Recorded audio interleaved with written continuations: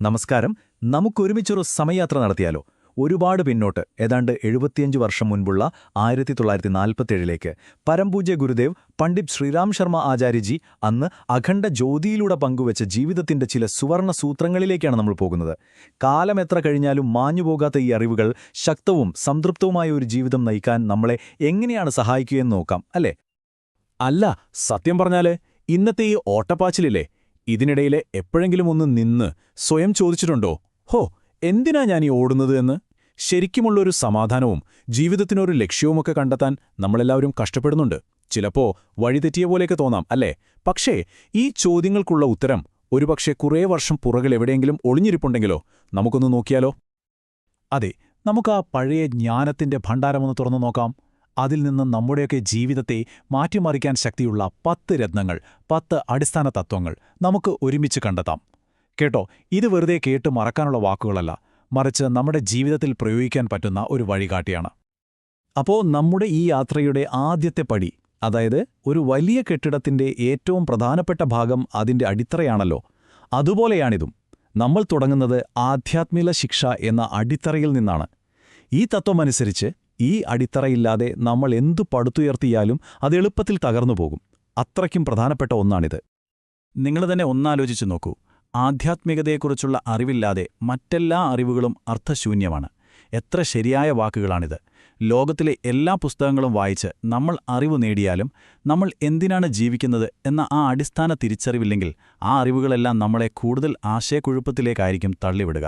അതുകൊണ്ടാണ് നമ്മുടെ ഈ യാത്ര ഇവിടെ നിന്ന് തന്നെ തുടങ്ങുന്നത്. ശരി, ആധ്യാത്മികതയുടെ അശക്തമായ അടിത്തറ നമ്മൾ ഇട്ടു എന്ന് കരുതുക. അടുത്തതായി നമ്മൾ ശ്രദ്ധിക്കേണ്ടത് എങ്ങോട്ടാ? നമ്മുടെ ഉള്ളിലേക്കാണ്. കാരണം പുറം ലോകം എത്ര ശാന്തമായാലും നമ്മുടെ മനസ്സ് അശാന്തമാണെങ്കിൽ പിന്നെ ഒന്നിനും ഒരു വിലയുണ്ടാവില്ല. അപ്പോൾ എങ്ങനെയാണ് ഈ ആന്തരിക ശാന്തി നമുക്ക് നേടാൻ കഴിയാം? നിരാകുലത എന്നൊരു വാക്കുണ്ട്. കേൾക്കാൻ തന്നെ ഒരു ഭംഗിയില്ലേ? ഇത് വെറുതെ മിണ്ടാതിരിക്കുന്നൊരവസ്ഥയല്ല കേട്ടോ, മറിച്ച് കോപം, ഉത്കണ്ഠ, നിരാശ അങ്ങനെയുള്ള കൊടുങ്കാറ്റുകൾക്കിടയിലും ഒട്ടും പതറാതെ നിൽക്കാൻ കഴിയുന്നൊരു മനസ്സിന്റെ അവസ്ഥയാണ്. അത് കഠിനമായ ആത്മനിയന്ത്രണത്തിലൂടെ മാത്രം നേടാനാകുന്നൊരു കഴിവാണ്, അമൂല്യമായൊരു കഴിവ്. നമ്മുടെ മനസ്സ് ശാന്തമാകുമ്പോൾ അതിൻ്റെ ഒരു പ്രതിഫലനം നമ്മുടെ ശരീരത്തിലും പ്രവൃത്തികളിലും കാണാൻ തുടങ്ങും. അതാണ് അടുത്ത ഘട്ടം, ആരോഗ്യവും വിജയവും. ഈ ആന്തരിക സമാധാനം എങ്ങനെയാണ് യഥാർത്ഥത്തിലുള്ള സമൃദ്ധിയിലേക്ക് നമുക്ക് വാതിൽ തുറന്നു തരുന്നതെന്ന് നോക്കാം. ഇവിടെ ഒന്നിനോടൊന്ന് ബന്ധപ്പെട്ട് കിടക്കുന്ന 3 തൂണുകളുണ്ട്. 1. രോഗങ്ങളൊന്നുമില്ലാത്ത നല്ല ആരോഗ്യമുള്ള ഒരു ശരീരം. 2. ഏത് പ്രതിസന്ധി വന്നാലും അതിനെ മറികടക്കാനുള്ള ആ വിജയമന്ത്രം. പിന്നെ 3-മത്തത്, തെറ്റായ വഴികളിലൂടെയല്ലാതെ സത്യസന്ധമായി അധ്വാനിച്ചു നേടുന്ന സമൃദ്ധി. ഈ 3 ഒത്തുചേരുമ്പോഴാണ് ജീവിതത്തിൽ യഥാർത്ഥ ക്ഷേമം നമുക്ക് അനുഭവിക്കാൻ കഴിയുക. എല്ലാ സമ്പത്തും ഒരുപോലെയാണോ? ഒരിക്കലുമല്ല. ഇവിടെയാണ് നമ്മൾ പഠിക്കേണ്ട ഏറ്റവും പ്രധാനപ്പെട്ട ഒരു പാഠമുള്ളത്. സത്യസന്ധമായി നമ്മൾ അധ്വാനിച്ച് നേടുന്ന പണം, അത് നമുക്ക് മനസ്സമാധാനവും എക്കാലത്തേക്കുമുള്ള സന്തോഷവും തരും.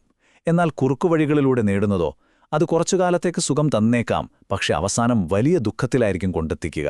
അതുകൊണ്ട് എപ്പോഴും ഓർക്കുക, നമ്മുടെ കയ്യിലുള്ള പണമല്ല, അത് നമ്മൾ എങ്ങനെ നേടിയെന്നതാണ് പ്രധാനം. നമ്മുടെ വ്യക്തിപരമായ നേട്ടങ്ങൾക്കപ്പുറം മനുഷ്യനൊരു സാമൂഹിക ജീവിയാണല്ലോ.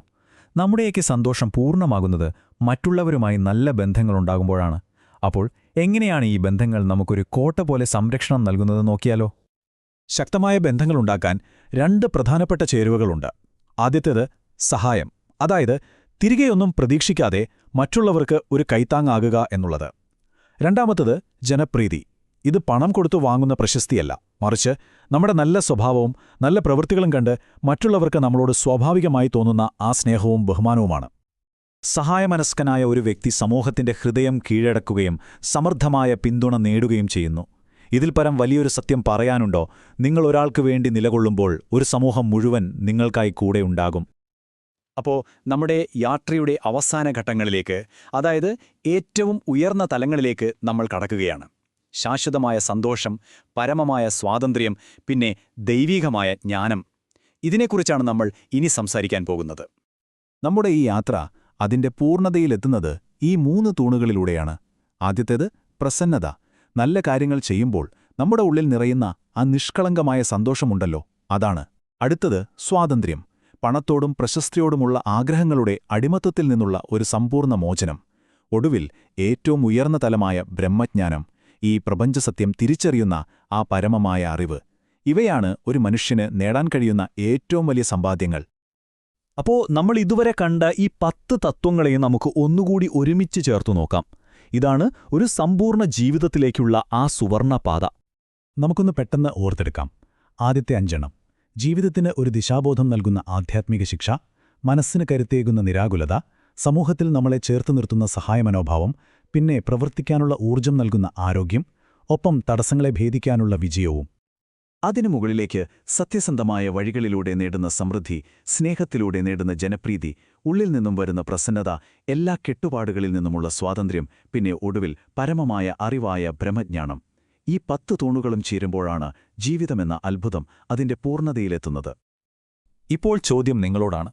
ഈ 10 ശക്തമായ തൂണുകളിൽ നിങ്ങളുടെ ജീവിതത്തിൽ ഇപ്പോൾ ഏറ്റവും അത്യാവശ്യമേതാണെന്ന് നിങ്ങൾ കരുതുന്നു? ഏത് തത്വം പ്രാവർത്തികമാക്കാനാണ് നിങ്ങൾ ഇന്നു മുതൽ ഒരു ശ്രമം തുടങ്ങാൻ പോകുന്നത്? ഓർക്കുക, നിങ്ങളുടെ ജീവിതം കെട്ടിപ്പടുക്കുന്നത് നിങ്ങളുടെ മാത്രം കൈകളിലാണ്.